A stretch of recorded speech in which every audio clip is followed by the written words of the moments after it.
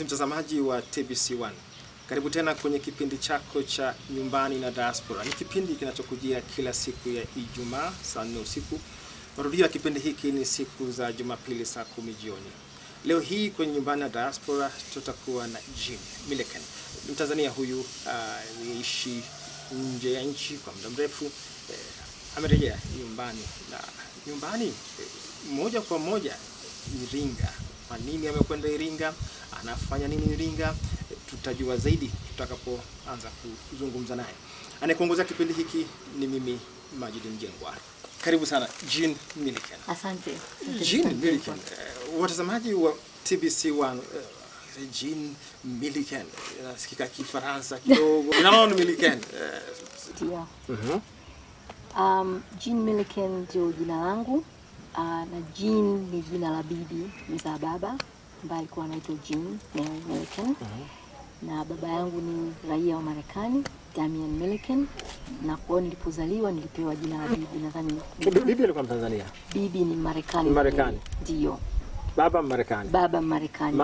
Mama Mtanzania ambaye anatoka Lindi, wilaya Lindi vijijini. Na ndio mimi kule Lindi vijijini, Mtama, wapi? No, Namupa actually. Namupa. Ni Namupa na tuko katika jimbo la Mtama la uchaguzi. Mtama. Nimefika Mtama. Umefika Mtama. Basi kutoka pale kwenda nilikozaliwa mimi ni kama nusu saa tu kwa gari. Najua jimbo hilo la Mtama nilipita si muda mrefu uliopita kabla ya uchaguzi. Kabla ya uchaguzi. Kutana na watu wakarimu sana. Unafika mahala watu hawakujui lakini wanakukaribisha vizuri. Mtama. Ni kweli kabisa. Hao watu wa kabila langu. Watu wa kabila lako. Kabila gani hilo sasa? Wamwera. Wamwera. Mama yangu ni Mwera. Na mimi mwenyewe napenda kujiita Mwera pia. Safi kabisa. Mimi niliona mambo mengi, korosho tamu kabisa katika eneo hilo la Mtama. Mtazamaji wa TBC1, tunaona ni namna gani Jean Milliken anazungumzia alikotoka, na sasa tunaanza kupata picha ya ni nani. Nikuuliza swali makusudi ili nisiwe mimi na kuzungumzia na sisi, na mimi pia nimepata faida ya kujua zaidi. Sasa safari ya maisha kutoka Lindi na mchanganyiko huo mseto wa Marekani, Umwera, mpaka wapi sasa kutoka hapo? Kwa nilizaliwa Lindi, kama nilivyosema, mama yangu Mtanzania kabila la Kimwera na baba yangu ni Marekani ambaye alikuwa kule anafanya kazi za shule na alikuwa misionari, anajenga shule na kuendesha shule. Kwa hiyo mimi nikazaliwa, nikakua, nikaenda shuleni Tanga, nilikosoma shule ya Kifungilo, nikasoma seminari. No, hapana, sio seminari, ila ni shule ya masista. Masista wa Precious Blood, damu takatifu ya Yesu. Kifungilo. Kwa nilisoma pale form 1 mpaka form 4, na alafu form 5 na 6 nikaenda Tabora, shule ya kijeshi. Kwa mimi ni mwanajeshi pia. Jean mwanajeshi pia. Mwanajeshi pia, na nilibeba na bunduki na kucheza kwata na kupiga parade na maana Tabora ilikuwa kuna shule maalum shule maalum ya kijeshi, na mimi ndio nilisoma pale form 5. Kwa nini ulitamani kwenda jeshini? Kwa sababu kitu cha kwanza nilichokipenda ni kwa sababu ya ile activities, shughuli za jeshini. Shughuli za jeshini ni shule ambayo tuliambiwa kwamba ina vitu vingi vya nje, kutembea, mazoezi, kupiga kambi, na hivyo vitu vilikuwa vinanitamanisha sana mimi. Maisha ya kukaa tu ndani ya nyumba na kuangalia kwenye kompyuta na kurudi ndani, hayo sio vitu ambavyo napendelea. Na jeshi ulitamani mwenyewe? Kwa jeshi nilitamani mwenyewe, na pia kulikuwa na wakati ambao nilipenda kabisa ningekuwa mwanajeshi. Tena nilipeleka na maombi baada ya kumaliza ile shule, maana walisema watu mnaomaliza hapa mnaweza mkaomba kujiunga na jeshi, na niliomba kujiunga na jeshi. Wewe Tabora, sasa unazungumza Tabora. Mwingine angedhani kwamba anajiuliza sare zenu zilikuwa nini sasa? Mnakwenda na sare za magwanda ya jeshi. Ilikuwa buti na magwanda ya jeshi na kofia. Hiyo ni form 1, form 5 mpaka form 6, form 1 mpaka form 4. Na ile shule lakini ilikuwa form 1 mpaka form 6, shule maalum ya kijeshi. Lakini wewe ukaenda miaka ile miwili? Mimi nilienda miaka miwili. Kwa hiyo kuhitaji hata kwenda JKT? Bado JKT nilikwenda, lakini tulipokwenda JKT tulipata upendeleo kidogo kwa sababu yale mazoezi ya mwanzo tulikuwa tumeshayafanya. Kwa hiyo sisi tulipofika pale tukaanza moja kwa moja kujenga taifa. Operation gani mlikuwa? Kambarage? Hapana. Hapana, mwaka 93. 93 ilikuwa ni sikumbuki hiyo operation. Ndiyo, ilikuwa kabla ya wewe. Ndio, mwaka 93. 93. Yes. Mwishoni kabisa. Sasa sisi ndio tulikuwa wa mwisho na jeshi likafutwa. Mimi nilikuwa Kambarage. Kitu kimoja tunipenda jeshini kwamba maisha yalikuwa mepesi. Unajifunza kuvaa viatu vile na kufunga kamba na kuwa na kitanda kimetandika, maisha yanakwenda na kupiga saluti basi kwa mkubwa. Ni kweli kabisa nakubaliana na ile nifanya kunikumbusha kwamba saa nyingine tunafanya maisha yawe magumu sana sisi wenyewe kwa kuhitaji vitu vya ziada, lakini pale ulifundishwa kuweza kujimudu maisha yako kwa vitu vile vya muhimu tu. Maji ya kunywa, chakula, sehemu ya kulala. Basi kwa hiyo ile ilinipa ni falsafa ya maisha fulani kwamba unaweza kwa vitu vichache unaweza ukamudu. Kama binadamu unahitaji vitu vingi sana. Ni kweli kabisa. Ni kweli. Safari yako sasa kutoka Tabora wapi ukaenda? Kutoka jeshini na wakati ule tulikuwa baada ya kumaliza form 6 tulikuwa tunaita likizo ya Mwinyi. Unasubiria majibu ya kwenda chuo kikuu, alafu nakaa mwaka mzima tena. Kwa hiyo nilipomaliza jeshini nikaamua nijiunge na chuo kidogo kwa ile miezi 9 niweze kufanya kitu cha maana. Kwa hiyo nikajiunga na chuo cha diplomasia Kurasini, Dar es Salaam. Kwa sababu niliona ni vizuri nitumie ule muda kujifunza kitu, na pia kwa sababu nilikuwa na hiyo interest ya mambo ya kimataifa na international relations. Uhusiano wa kimataifa ndio. Wewe ni mwana mama mzazi, lakini mwanajeshi, mwana diplomasia. Ndio. Alafu uko kwenye education.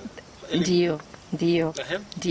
Kwa hiyo nilipomaliza pale, wakati ule kulikuwa na matangazo, Tanzania ilikuwa inatoa scholarships, nafasi za kusoma nje.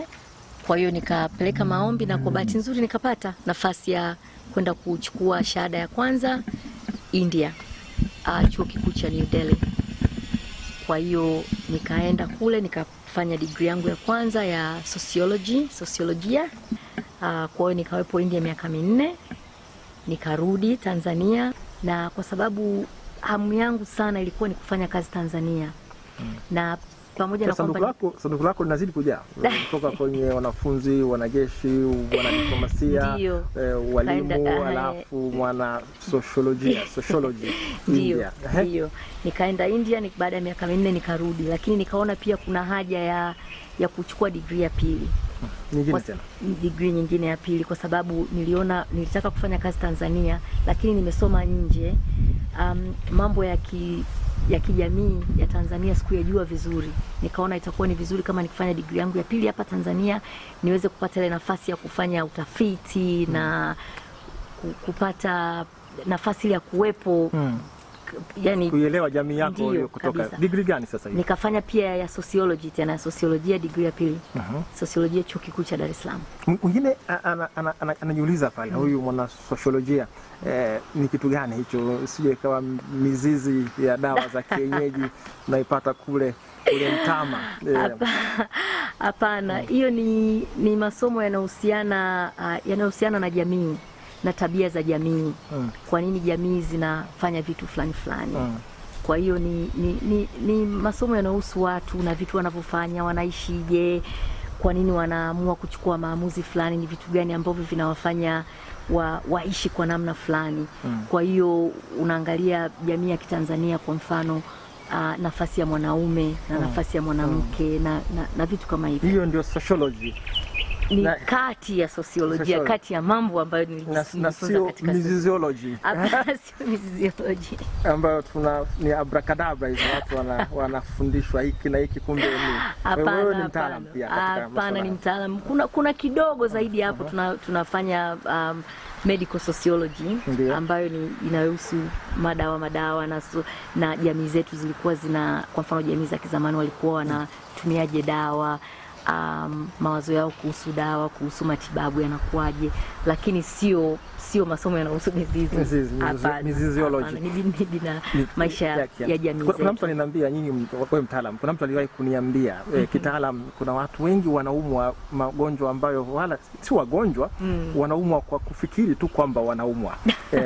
Wanafikiri tu wanaumwa, basi wanaumwa. Lakini wakati mwingine wakikutana na watu kama nyinyi au kama daktari, kuna dawa ambayo unampa kinaweza ikawa kama ni pipi tu, lakini bwana hii kimeza siku 3 kimefaje kile kitu. Hiyo sijui, nadhani hao sana ni watu wanaofanya psychology labda, ambayo iko tofauti kidogo na sisi. Tunaangalia sana zaidi mambo ya jamii, na au wenzetu ambao wanafanya saikolojia, wao ndo wanaingia kichwani mwako. Hata kwetu sisi kuna kidogo katika masomo yetu kuna saikolojia kidogo, lakini saikolojia ya jamii. Sawa. Sio ya mtu yule kama wewe kwamba huyu ana tatizo fulani kichwani, lakini sio mgonjwa. Kabisa. Ukaenda Uingereza? Ndio, nikaenda Uingereza, lakini ilikuwa ni baadaye. Nilirudi Tanzania nikafanya masomo yangu na nikafanya kazi katika makampuni mbalimbali hapa Tanzania. Nimefanya kazi na Barrick, Gold, nimefanya kazi na Maersk, na nimefanya kazi na Zantel kwa muda mfupi, na Serengeti Breweries.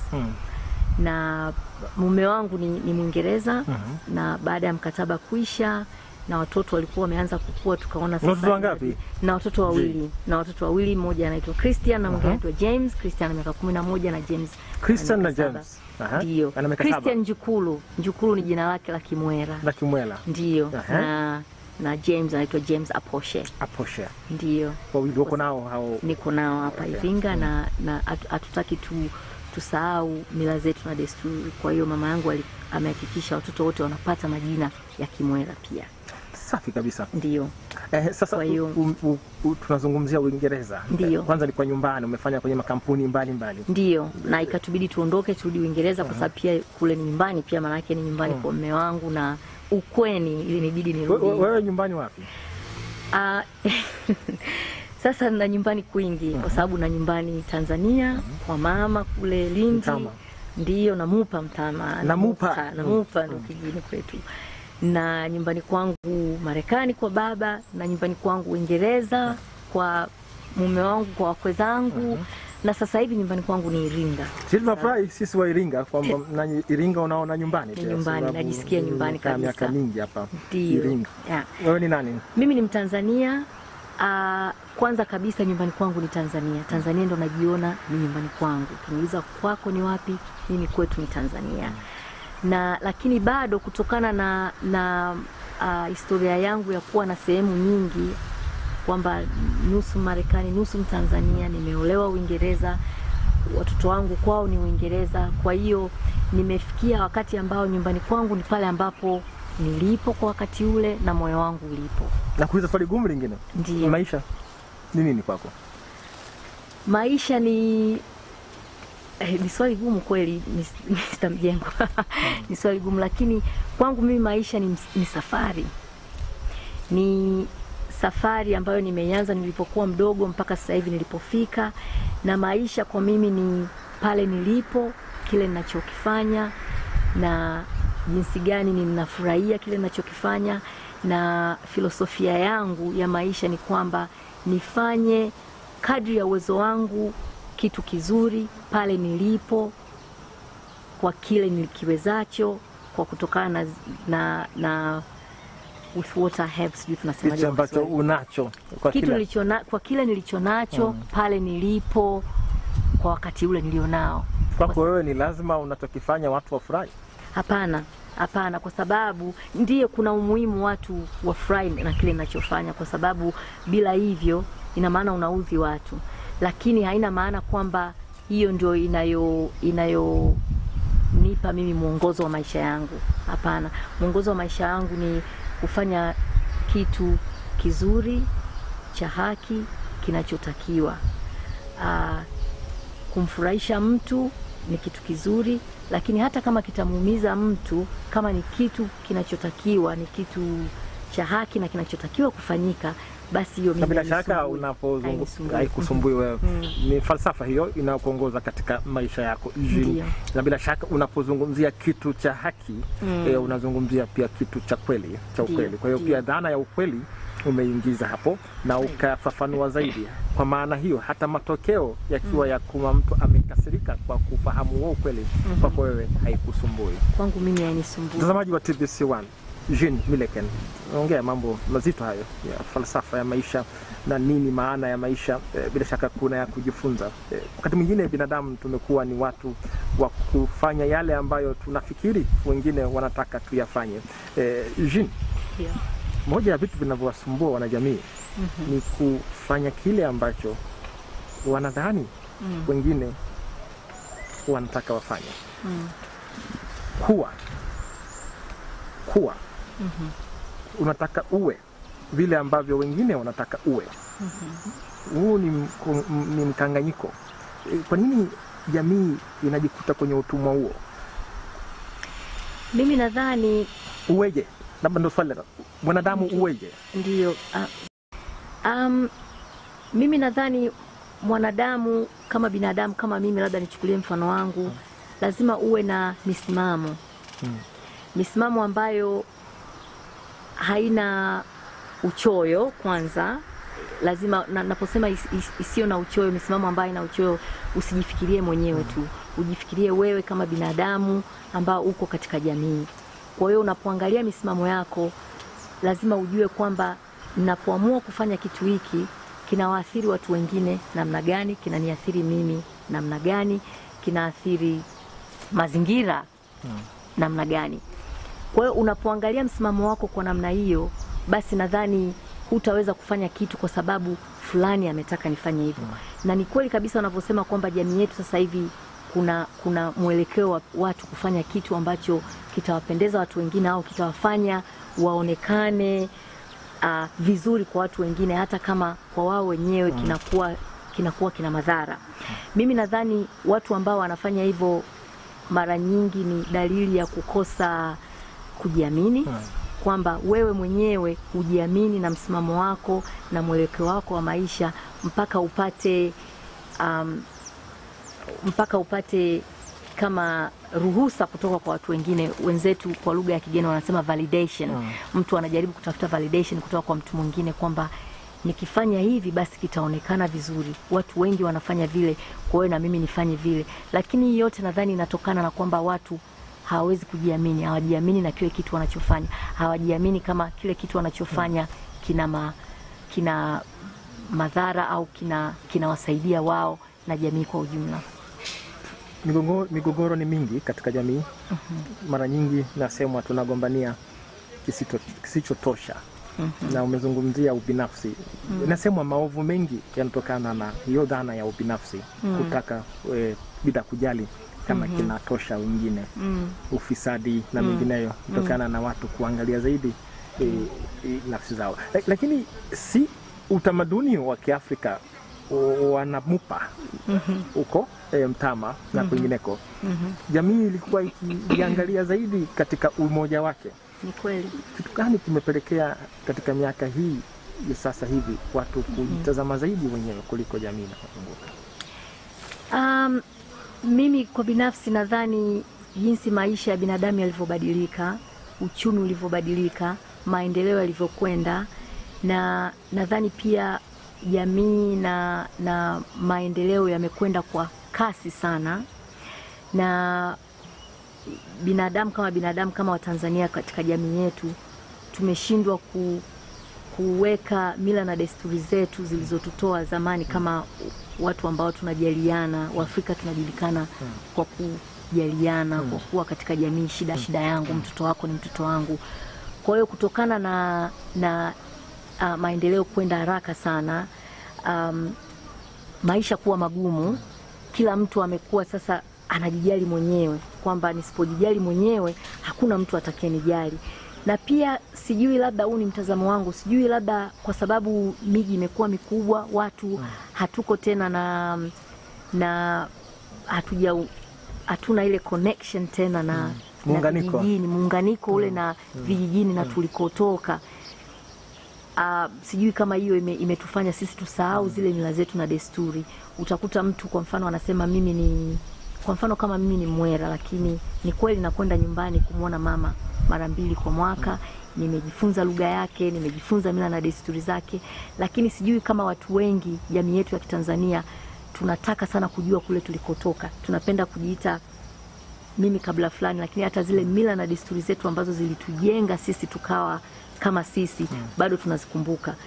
Tuko mijini, maisha ya mijini yanakwenda haraka sana, maisha ni magumu, kwa kila mtu tena kwa lugha ya wenzetu wanasema kama survival of the fittest. Kwa hiyo tunapojaribu kuendelea na maisha yetu na kujikwamua, tunalazimika kuwa wachoyo na kujijali wenyewe kwanza kabla hatujafikiria.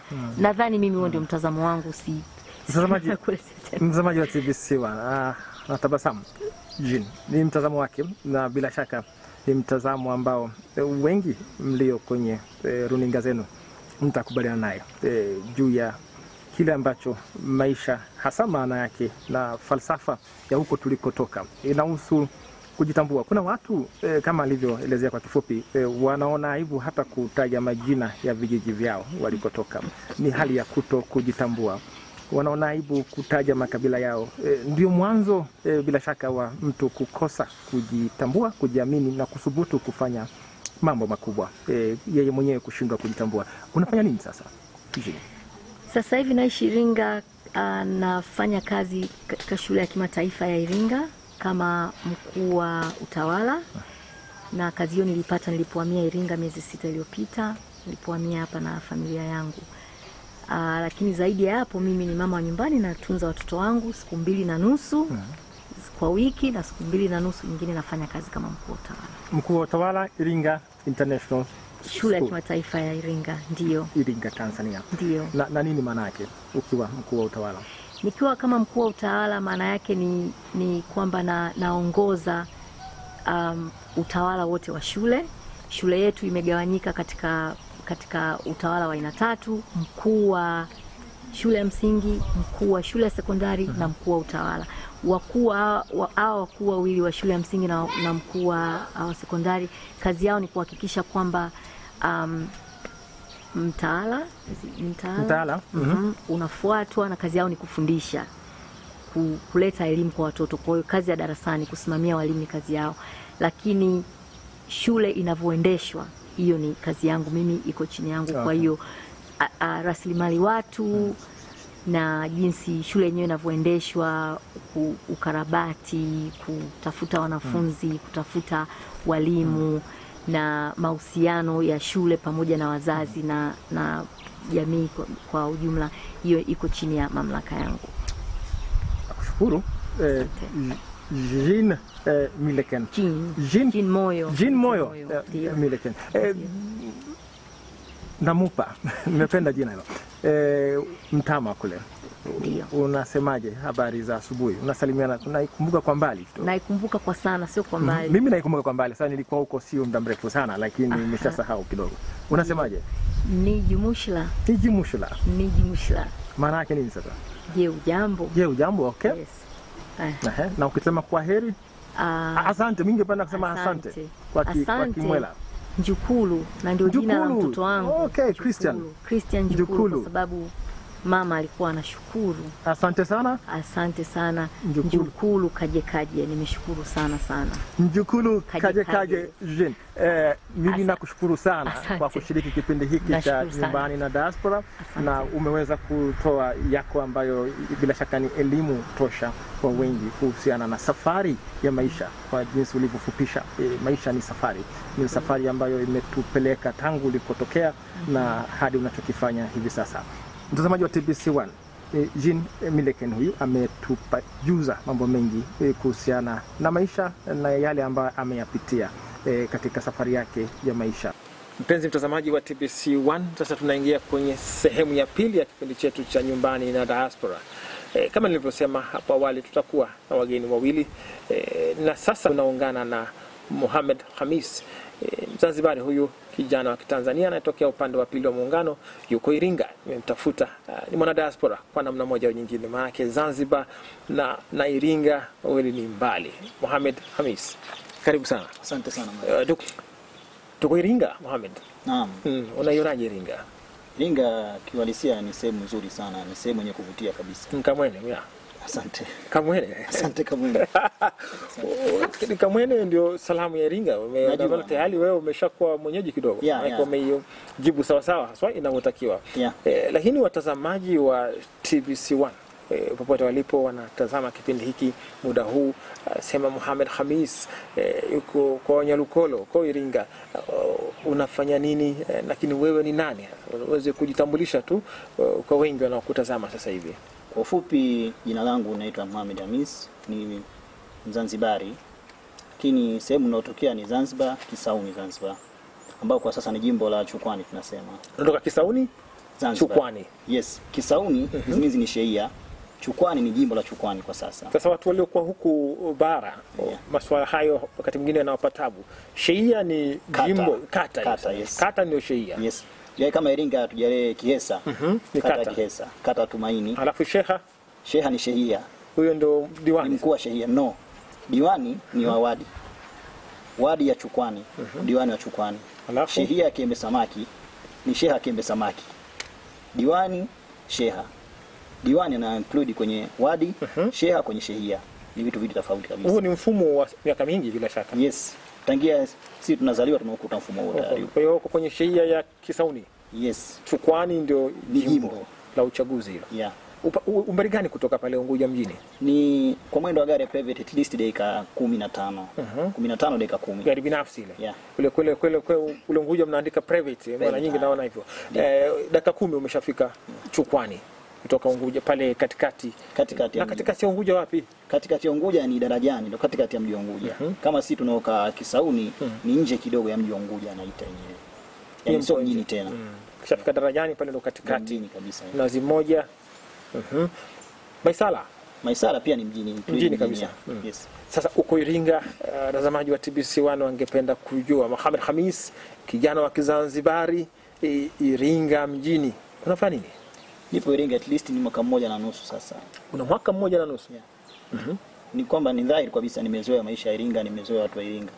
Lakini nipo Iringa, kilichonileta hapa ni kwa ajili ya kusoma. Umekuja kusoma Iringa? Yes. Unasoma wapi? Nasoma chuo kikuu cha Tumaini. Zamani ni Tumaini lakini kwa sasa ni Iringa University. Unasoma nini pale? Nipo pale nasoma degree ya journalism. Wanaita Bachelor Art in Journalism. Mwaka wa pili sasa nipo pale. Sasa Mohamed Khamis kutoka Unguja, shani ya Kisauni, Chukwani mpaka hapa Iringa. Nini kimekuleta? Kwa nini umechagua Iringa?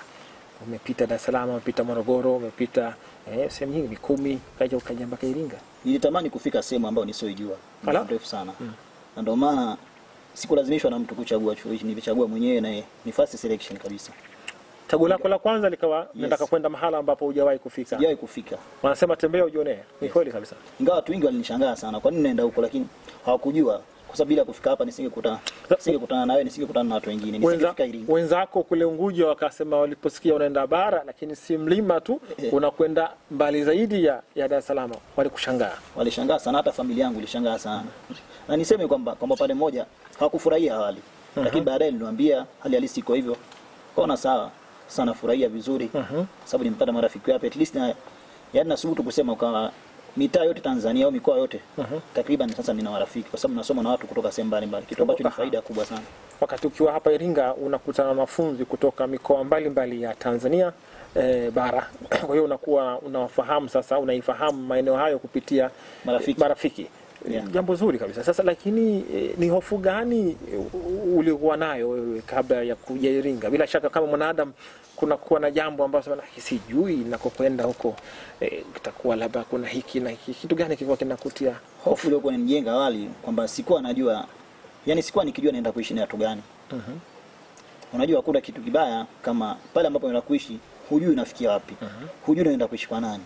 Hujui yani unakwenda kukutana nao ni kina nani. Lakini nikagundua kwa madhana hii sinayo mimi tu. Hata ukubara labda mtu anayetoka Mwanza, kutoka Tabora, still pia anakuwa na hofu hii. Naenda mkoa fulani. Watu wake si wajui ni aina gani. sijui nakutana na nani. Kwa hiyo nikahisi ni kitu cha kawaida tu baadaye, lakini awali hofu ilikuwepo kweli. Uliniambia kabla tujaingia kwenye kipindi hiki Kitonga ilikutisha sana wewe. Milima ile. Ni kweli ilinitisha. Na niseme wazi kwamba nilitumia takriban dakika moja tu kutazama mlima Kitonga wakati nakuja Iringa. Kwa mara ya kwanza ilikuwa majira saa 12 jioni. Lakini baadaye kila siku zikienda mbele ikawa ile hali naizoea sasa. Kwa hiyo sasa unaitamani kwenye uoga nilokuwa nao mwanzo kuja kwenye furaha nataka nione Kitonga. Almost sasa nasubutu kusema nikisafiri kutoka Dar es Salaam kuja Iringa nakuwa nampigia konda kabisa simu. Bwana niwekee sita dirishani kwa sababu nataka kuona Kitonga. Faida kuona Kitonga ni kusilimulia wengine. Bwana Kitonga kuna hili kuna hili kuna hili. Lakini almost ni kwamba unakuwa na hofu fulani mwanzo. Kitonga inatisha. Yeah. Mlima mrefu kwa kweli unakwenda kana. Cha ajabu inatisha lakini watu wanafurahia kuona sasa. Kwa wale waliozoea. Yaani mtu anang'ang'ania mimi nataka kukaa sita kwenye dirisha nataka nione Kitonga kuna nini. Kwa hata wewe unaomba siti ya dirishani yes, ili uone Kitonga. Na nawahi kabisa ukata tiketi mapema kwa sababu nione Kitonga kuna kitu gani. Safi kabisa. Kwa hiyo Kitonga lakini ukaja Iringa, Iringa ina tofauti na Zanzibar. Kitu gani? Huku ni baridi tofauti na Unguja, joto, pepo wa bahari. Swala la baridi ni kweli lipo lakini kama kipindi hichi sasa miezi hali ya hewa ni kawaida. Lakini at least mwezi wa 6, wa 7, wa 8 kipindi hiki ndo baridi. Lakini kuna kitu kimoja nimekigundua. Yaani kibinadamu kabisa unapotoka sehemu ya joto ukija sehemu baridi, mwanzo unapata matatizo. Nakumbuka mimi niliumwa karibu wiki nzima. Lakini hali automatic inazoea. Yaani nasubutu kusema kama sasa hivi naenda kukoga sikogi maji ya moto. Kitu ambacho nilikuwa sifanyi zamani. Ala. Kwa hiyo ni automatic hali inabadilika.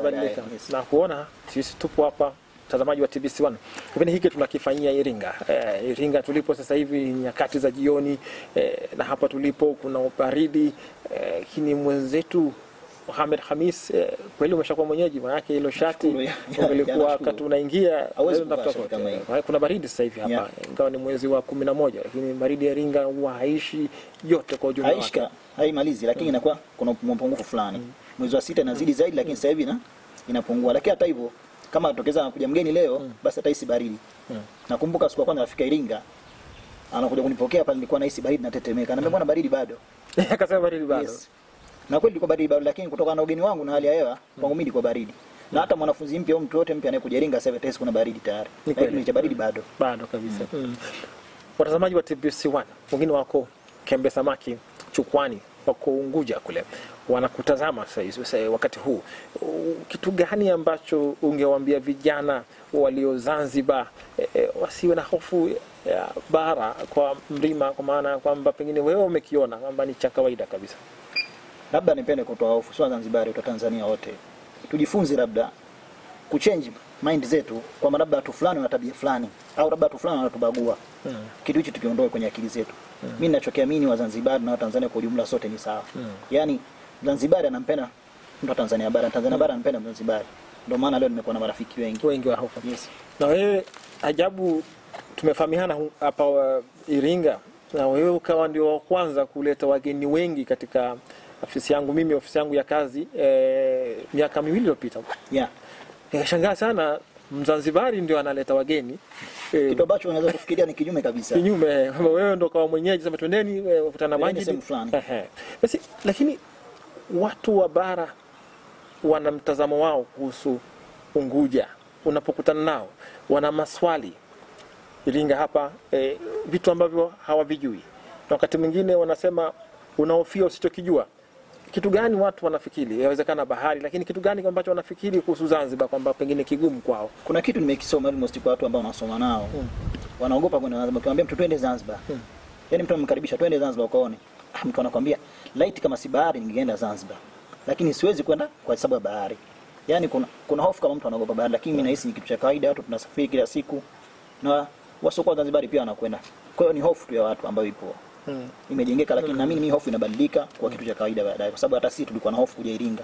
Hatukuwa na mtu tunemjua lakini hofu ilibadilika kwa kitu cha kawaida sasa. Lakini maji watu waliokuwa bara hawana utamaduni wa kuona bahari na kuogelea au kuona maji kila siku, kwa hiyo inakuwa ni kitu ambacho wengi unajua hata walio Dar es Salaam kuna watu wanaofia kwenda Kigamboni kwa sababu wanavuka na Pantoni. Yeah. Lakini ni hofu ya kawaida, ni kitu cha kawaida. Almost hata mimi sikuwahi kupanda kusafiri masafa marefu na basi. nayo pia ikawa nao. Yes. Lakini pia yani kitu ambacho ni maamuzi ya mtu binafsi. Sasa nataka niamue kufanya kitu fulani, basi inawezekana. Kwa hiyo hata mtu kutoka huko kama nataka niende Zanzibar, pia inawezekana. Nakumbuka mara hiyo wakati natoka likizo nilisafiri na mtu anatoka Tabora.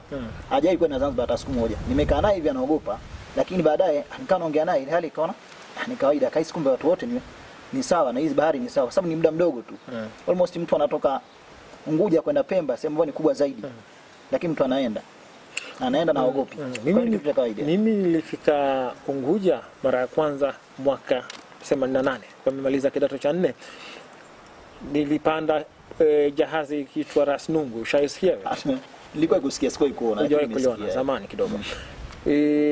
Ilikuwa ni safari yangu ya kwanza. Unachokizungumza nami pia nilikuwa nikihisi hofu kwenda kuvuka maji, lakini ilikuwa jambo zuri sana. Ilijaa chumvi, ilijaa mizigo mingi, lakini tukafika ndani katika saa 8 za kuwa kwenye maji. Unguja wakati huo ilikuwa tofauti sana, lakini nilipenda sana watu wakarimu na watu ambao walikuwa wakipokea watu wakishangaa pia mambo yanatoka bara huko, watu mnafanya nini huko, kuna nini. Lakini watu walikuwa wachache sana. Nakumbuka pikipiki zile mnatania Vespa.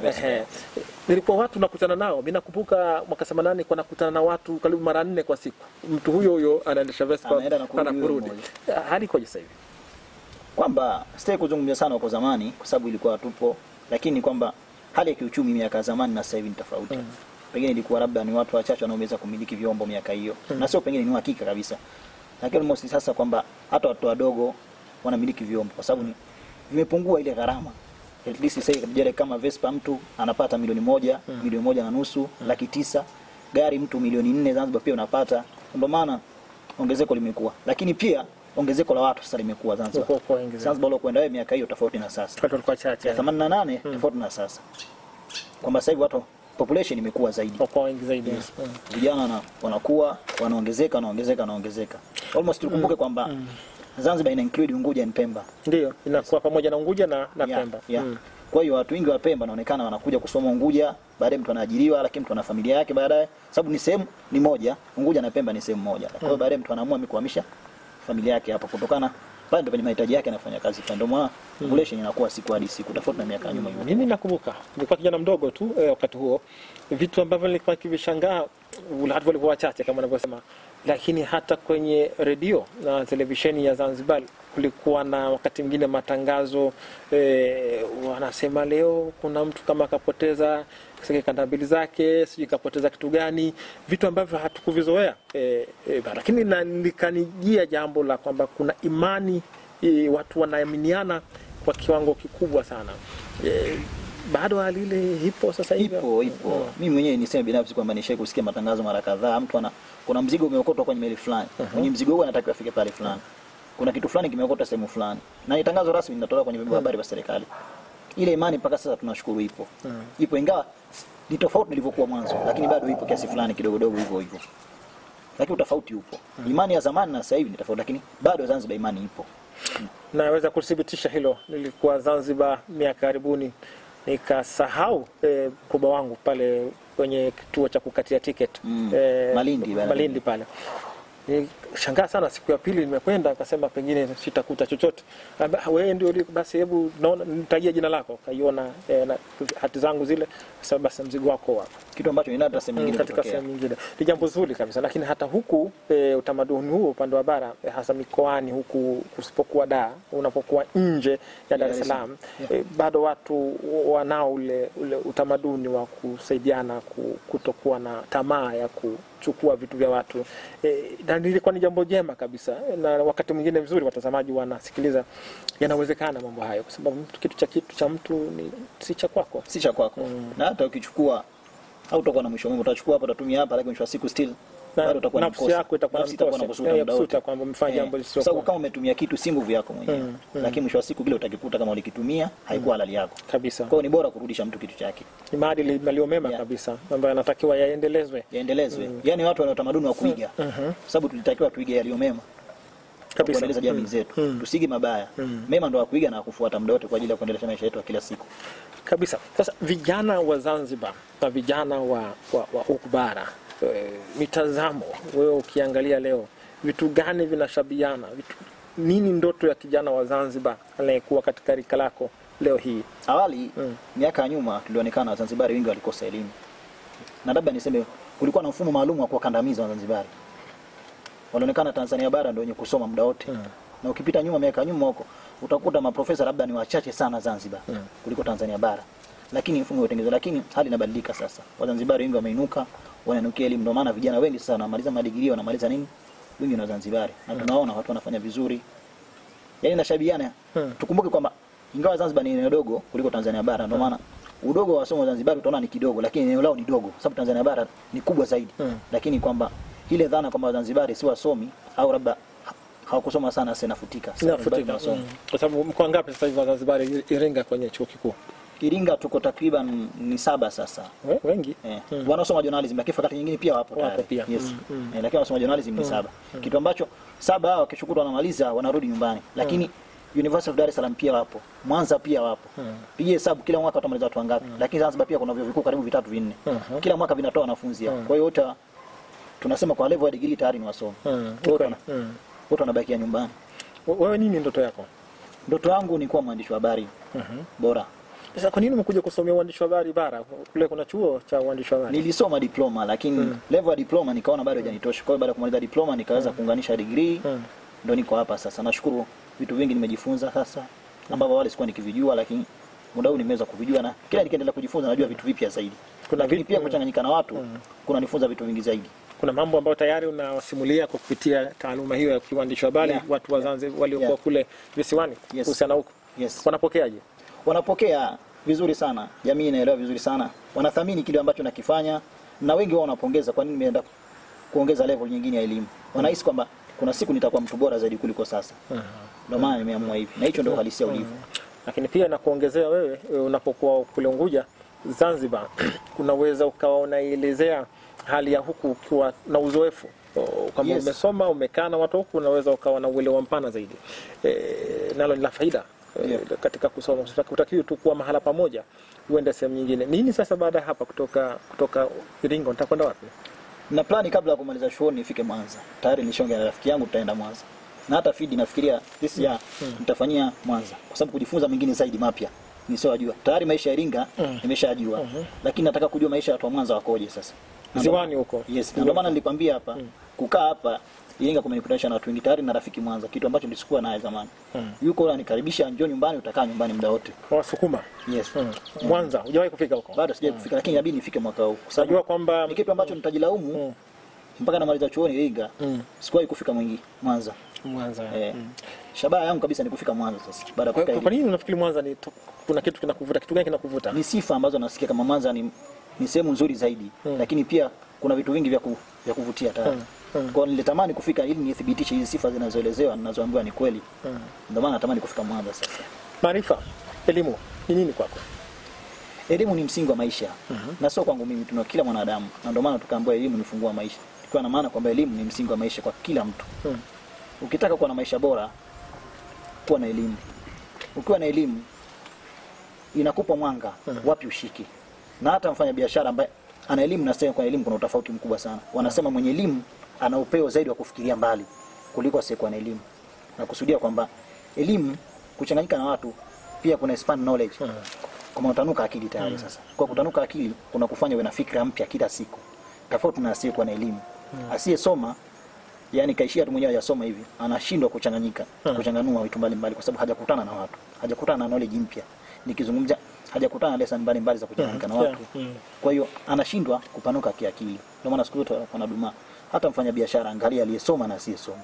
Kuna utofauti mkubwa sana kwamba aliyesoma anatanuka zaidi kukuza biashara yake kila siku, lakini asiyesoma mara nyingi biashara zao zinalala kwa sababu anashindwa hata kuongea English mtu aweze kushindwa. Na maarifa yanapatikana pia kwa kutembea kama unavyosema, kukutana na watu sio tu yale ya vitabuni. Kwa hiyo leo tayari una maarifa kuhusiana na ukanda huu tunayanaofanyika huku na sasa utakwenda Mwanza Mungu akikujalia. Nini unataka ufike wapi? Mohamed Khamis. Kivipi? Katika maisha unataka ufike wapi? Mtoto wako. Level yangu kwanza ni kuhakikisha na masters journalism, ndio lengo langu kabisa. Na ndio maana nipo hapa Iringa kwa sababu nategea kabisa kwamba nikimaliza degree nataka nifanye masters kabisa. Ndio shabaha yangu. Nikifanya masters naamini nitakuwa na upeo mkubwa zaidi wa kiakili wa kufikiria vitu vipya journalism. Naona yani kuna watu ambao na usudu kabisa wanavyofanya. Mmoja ni wewe, niliwahi kukwambia siku moja. The first time tunakutana ofisini kwako pale nilikwambia haukuwa ukinijua lakini mimi nakujua. Natamani siku moja kuwa zaidi yako wewe. Mtazamaji wa TBC1, Mohamed Hamis anatueleza vile ambavyo yeye ni uzoefu wake katika kile ambacho anakiona akiwa ugenini. Inja sana kwa mwenyeji pia anatuambia vile ambavyo pengine hatuvioni. Wanasema mgeni huona kile ambacho mwenyeji akioni. Ni fursa hizi za kuweza kujifunza kwa yule ambaye anaangalia kile ambacho unacho au una kwa jicho lingine. Mohamed Hamis, Iringa kubwa, fika Kiesa ni jirani na chuoni kwako, lakini kuna vijiji vya jirani. Umeshatoka nje kidogo kuelekea mwendo wa kwenda Mafinga au umeishia tu hujafika? Kwa anajua maeneo ya River Valley, najua huku. Najua kwenye mto Tosa Maganga. Fika pote. Lakini na plani pia kwenda hadi Mafinga. Lakini historia ya Wahehe umeweza kujifunza kidogo, kuweza kuelewa unaishi na watu gani? Watu tunaishi nao takriban ni Wahehe maeneo yale. Lakini pia niseme kwamba ni watu wazuri. Tofauti tunavyofikiria watu. Lakini kuna watu hata Dar es Salaam huko, sio tu Zanzibar, wana mitazamo. Unajua kuna kwa kila mahali kuna myth, yani kuna ile mitazamo ya zamani, simulizi ambazo si za kweli, za zamani sana ambazo hazipo sasa hivi. Na wale wanakwenda Iringa wanakula mbwa kule. Umesikia bila shaka? Ya nilisikia. Hata mzazi wangu bila shaka aliwahi kufika Iringa ya miaka zamani sana. Alikuwa ni mmoja kama michezo, alifika Mufindi. Alinihadisia kwamba alienda Iringa, tangia Iringa hiyo, tangia Mlima Kitongo unapanda au na lami. Ananiambia watu nenda huko, kila siku anipigia simu na Tania, usijiko kala mbwa. Na kitu ambacho sifikiri kama, yani sipingi kama kilikuwepo, lakini kwa sasa naamini kabisa kwamba hakipo tena. Hakipo tena. Yes. Lakini imekuwa kama ni aina fulani ya utani na ni kwamba watu wamejengeka na ile dhana haijafutika, lakini yani na hakika kwamba kitu kile hakipo tena, kwa sababu kama tabia hiyo ingekuwepo usingeona mbwa anasaga mitaani. Kitu ambacho ni tunasema kwamba miongoni mwa sema ambazo zina mbwa wengi ni Iringa. Laiti ingekuwa analiwa wale usingekuwepo tena sasa. Naona kubali, maana hata Mheshimiwa Rais anasema tuna mbwa milioni 4. Lakini kidogo alikuwa sina hakika kama alikuwa afanya utani. Ndio ni kweli, lakini mbwa hapo wengi sana. Ninachokuwa nacho kwamba na hakika kama mbwa Iringa watu hawaji mbwa kwa sasa. Wewe uko unaogopa siku za kwanza? Yes. Kwenda hotelini. Nakumbuka the first time nakuja Iringa, na mtu nimekaa naye kwenye basi ananiambia kwa nini unakula? Unajua unakula nini? Nyama njiani. Ananiambia sijui kwa unakula mbwa. Lakini siamini. Lakini hofu mwanzo nakujenga, lakini ukishaona umeshahalisi vitu vya kawaida. Ni simulizi za zamani, ambazo kila pahali zipo. Lakini kitu gani unakipenda Iringa kwenye chakula? Unakula tofauti na Unguja. Nini? Kitu gani unaona wewe? Kwamba napenda samaki wa Iringa ambao sidhani kama hapatikani Iringa, lakini wanauzwa Iringa. Mtera hapa jirani na chuoni kwako. Lakini pia hata samaki kwa nyumbani pia Iringa wapo. Kuna kile na samaki wapo Iringa. Ndio. Kuna samaki wa bahari pia wapo Iringa. Weza kuku wote wapo wanapatikana. Yes. Hata Ramadhani nilikuwa nanunua vitu mbalimbali kutoka hapa Iringa vinapatikana. Kwa hiyo kila kitu unachokitaka kipo, ni wewe mwenyewe uwezo wako. Kwa hiyo ukiwa mwezi mtukufu wa Ramadhani tunanunua muogo, tunanunua kila kitu kipo sokoni. Sababu ni sehemu ambayo wanaishi watu aina tofauti. Kwa hiyo kila kitu kipo. Unasema maisha ya Iringa ni nafuu kidogo. Ni kweli? Ni kweli kiasi fulani ni nafuu. Tofauti na ambao unasikia tofauti na Arusha, tofauti na Mwanza. Watu wanaambia Iringa kidogo maisha ni rahisi. Kitu gani unakikosa ukiwa Iringa? Kiacha joto na pepo wa bahari. Ni mazoea ya kukaa karibu na familia. Kitu ambacho ni kigumu sana ilikuwa mwanzo, lakini sasa niseme kwamba nimezoea tayari. Kitu ambacho nikiwa nyumbani likizo natamani chuo kifunguliwe nirudi Iringa. Lakini kiasi fulani kwamba kuna misi vitu fulani na misi. Kukaa karibu na familia, kukaa karibu na marafiki ambao ulikuwa nao toka utotoni. Bahari. Yes. Kumbuke. Lakini kitu ambacho kibinadamu ni kitu cha kawaida, kwa sababu binadamu hutakiishi sehemu moja. Ishi sehemu nyingine mbalimbali ujifunze, kwa sababu haujui mustakabali wa maisha yako wapi utamalizia mustakabali wa maisha yako. Sababu mimi sifikiri kama nitaendelea kukaa Zanzibar tu bado. Yes. Yaani sifikiri kama siku zote nitakuwa chini ya uangalizi wa wazazi. Nataka kujitegemea. Wapi nitaishi na maana mpaka muda usijua mwenyewe. Lugha Kiswahili cha Zanzibar, Kiswahili cha Iringa, cha Dar es Salaam tofauti kidogo kwenye lafzi. Ya tofauti. Na tofauti fulani. Ya tofauti yupo, lakini hatupishani sana kwa sababu sote tunabaki kuwa Waswahili. Sote tunatumiaji Kiswahili. Ni lahaja tu ambazo zinatumika sehemu tofauti kuna zipo, lakini sote tunabaki kuwa Waswahili na watumiaji wa Kiswahili. Hatuna Forodhani hapa. Jioni unakwenda kupata kidogo kweli hakuna, lakini hakuna lazima kama ende sehemu kama zile, kwa sababu hata hapo Wazanzibari wingi ambao hawendi sehemu kama zile. Ni maamuzi tu wenyewe. Muziki kitu ambacho kama anapenda muziki wenyewe anapenda, sehemu za muziki zipo, starehe zipo, kama mtu anapenda mwenyewe. Wewe mwenyewe unapenda kidogo sipendi sana. Unapenda nini? Kiacha mambo ya masomo unakwenda kwenye? Napenda zaidi michezo. Michezo. Michezo gani? Napenda zaidi mpira wa miguu, volleyball napenda nacheza pia. Muda mwingi ambao natumia jioni kupumzika mwenye nacheza volleyball, mpira wa miguu, nyingine nacheza. Kama kijana, kitu gani ungependa kuambia watazamaji wa TBC1 na Mzanzibari unaishi Iringa? Nini neno lako wewe la kuambia kuhusu nchi yetu hii ambayo kwa kweli ni ndugu kama walivyosema watu wa Unguja, Zanzibar, Pemba na huku ni kitu kimoja? Kitu gani ambacho ungeweza kuasa? Nichukue fursa hii kwa nasi wa Tanzania kwa ujumla, kujua kwamba sisi sote ni wamoja, wote ni wa Tanzania. Hakuna haja kuwekeana utofauti, huyu ni fulani, huyu ni fulani. Tutabaki kwa Tanzania. Tukumbuke kwamba wazee wetu, nikimaanisha marais wetu, waliunganisha nchi hizi kwa nia njema kabisa. Zanzibar na Tanzania bara walikuwa na nia njema kutunganisha wa Tanzania, na sote ni wa Tanzania. Najulikana hivyo, ndio maana leo tuko hapa. Leo aloko hapa anaenda Pemba, anaenda Unguja bila ubaguzi wote. Kwa hii dhana hii tusifute. Sote ni wa Tanzania, sote ni wamoja. Mtazamaji wa TBC1, Mohamed Khamis sema sisi wote ni wa Tanzania, ni wamoja. Yuko sahihi kabisa na ndio ukweli. Haiwezekani leo watu wa Pemba na watu wa Unguja na watu wa bara wakawa vitu tofauti kutokana na sababu za kihistoria na maingiliano ya miaka ya karne kwa karne.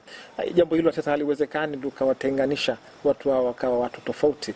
Mimi ni kushukuru kwa dhati kabisa kwa kushiriki kipindi cha Nyumbani na Diaspora.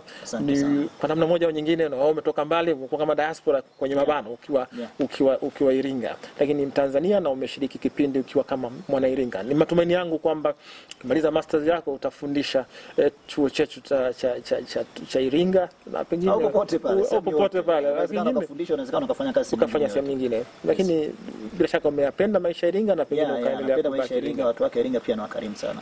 Basi kila laheri katika safari yako ya maisha, masomo na kazi. Nikutakia kila laheri. Asante sana.